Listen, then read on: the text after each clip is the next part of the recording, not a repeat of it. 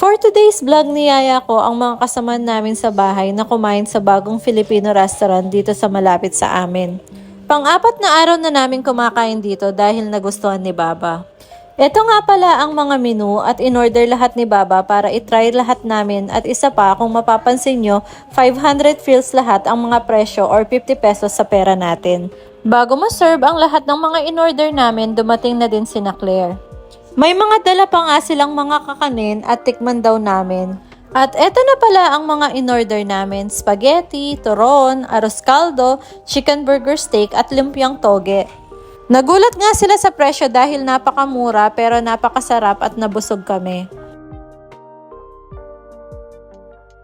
Pagkatapos naman, tinry din namin ang ice candy nila.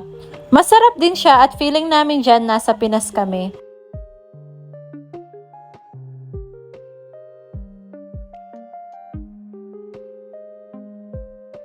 So, yun lang ang video natin for today. Thank you for watching. God bless po. Bye!